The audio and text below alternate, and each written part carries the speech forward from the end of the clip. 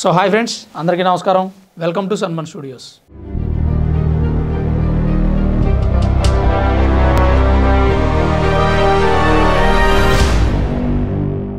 మాజీ ముఖ్యమంత్రి వైఎస్ జగన్మోహన్ రెడ్డి గారు ప్రెస్ మీట్ పెట్టారు.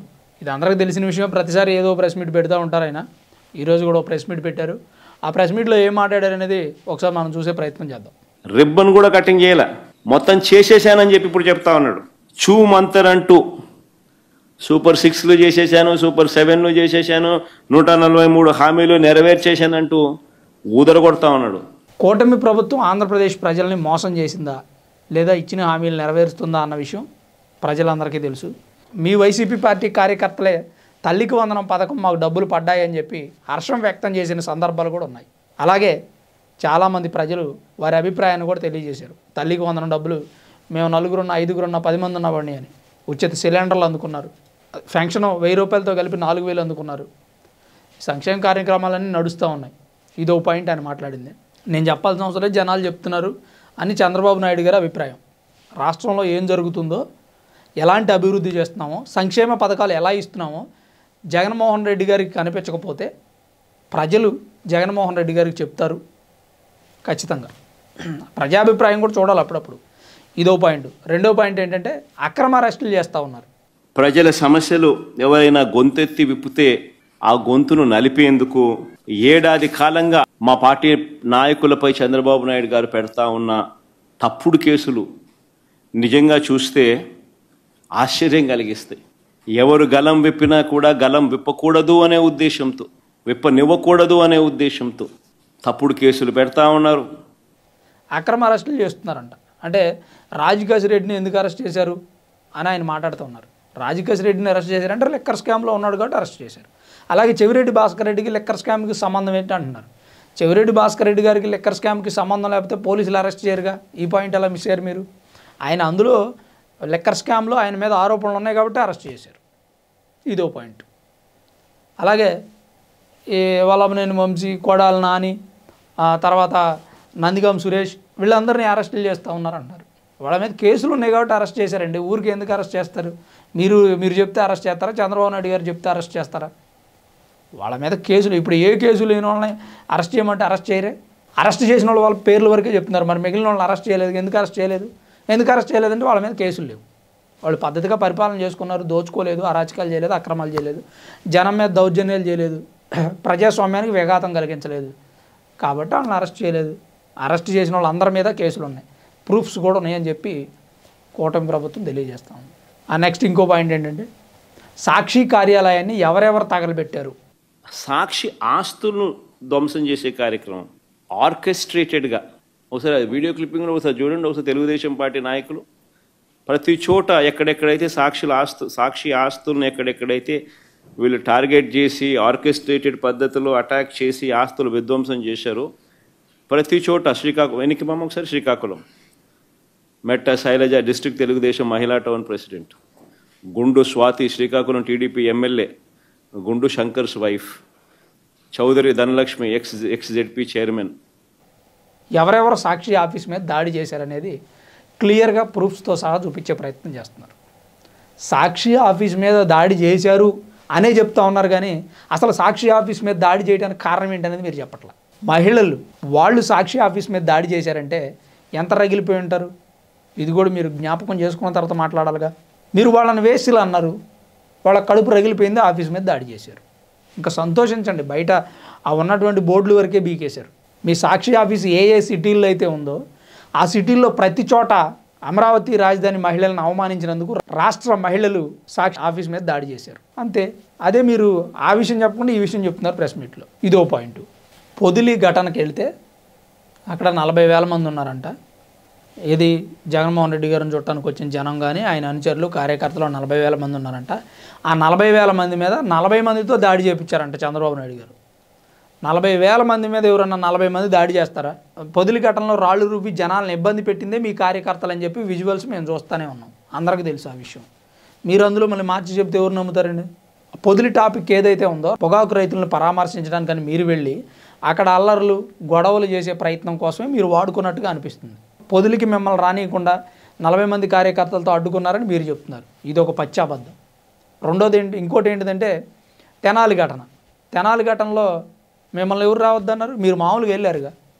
చాలామంది చెప్పారు, తెనాలి ప్రజానికమే చాలామంది చెప్పారు, వాళ్ళు రౌడీ షీటర్లో మమ్మల్ని నిత్యం లేచిన దగ్గర నుంచి ఇబ్బంది పెడతా ఉంటారు, కొడతారు, తిడతారు, డబ్బులు లాక్కుంటారు, అది చేస్తారు, ఇది చేస్తారు, గంజాయి తాగుతారని వాళ్ళు చెప్తుంటే కూడా మీరు వెళ్ళిపోయి ఆ తెనాలి కుర్రాలను పరామర్శించాడు. అక్కడ ప్రభుత్వానికను అక్కడ జరిగిన దానికి ఏంటంటే సంబంధం? అక్కడ తెనాలిలో ఉన్న ప్రజలు మిమ్మల్ని రావద్దు, వాళ్ళు రౌడీలు అని చెప్పి మిమ్మల్ని తరిమి కొట్టే ప్రయత్నం చేశారు. మీ వైసీపీ నేతలందరినీ వెనక్కి తిరిగి పంపించే ప్రయత్నం చేశారు. మీరు రౌడీల్ని వచ్చి పరామర్శిస్తే వాళ్ళు ఇంకా రెచ్చిపోతారు, రేపటి నుంచి మా మీద డైరెక్ట్ నడి రోడ్డు మీద కొడతారన్న భయంతో వాళ్ళు మిమ్మల్ని రావద్దన్నారు. దాన్ని కూడా తీసుకెళ్ళి చంద్రబాబు నాయుడు గారి మీద దోసేస్తున్నారు. మీరు ఆయనే చేపించారు.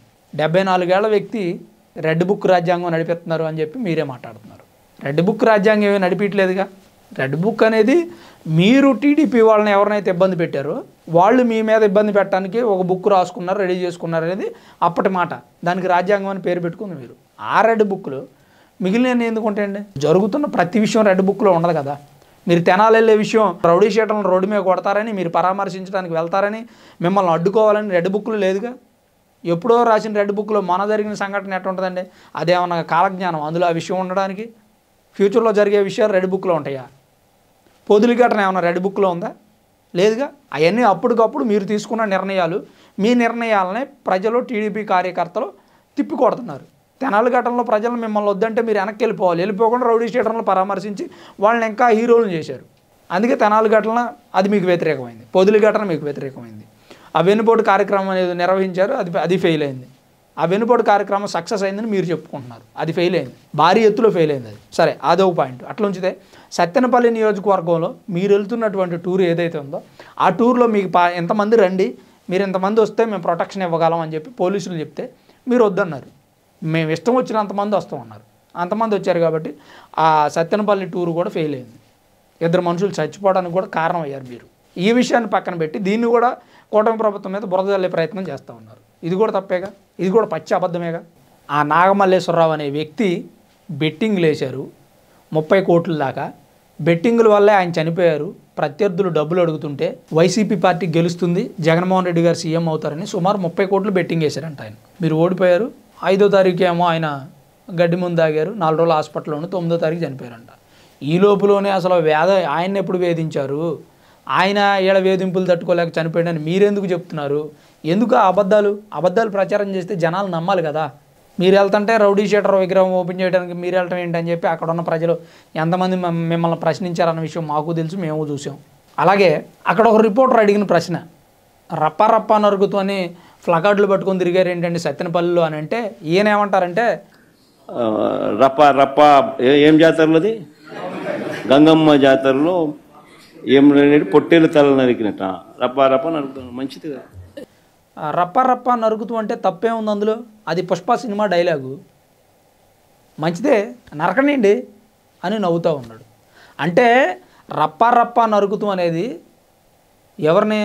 29లో టీడీపీ వాళ్ళనా లేదా సామాన్య ప్రజలనా? అసలు ఆ వ్యక్తి ఆ ప్లకార్డు పట్టుకున్న విషయం మాకు తెలియదండి అని చెప్పొచ్చుగా. మీరు పట్టుకున్న వ్యక్తిని మీరెందుకు ఎంకరేజ్ చేస్తున్నారు? మంచిదే కానీ అంటారా? అంటే రప్ప నరికితే మంచిదేనా? ఏంటండి ఇది డెమోక్రసీనా? మనం ప్రజాస్వామ్యంలో ఉన్నామా? ఎక్కడికక్కడ మమ్మల్ని ఆపుతున్నారు, కట్టడి చేస్తున్నారని మాట్లాడుతున్నారు. మరి అపోజిషన్లో ఉన్న మీరే రప్ప నరుకుతూనే అంటున్నారు. మీరు రెచ్చగొట్టినట్టేగా ఆ రూలింగ్ పార్టీలో ఉన్న వాళ్ళని.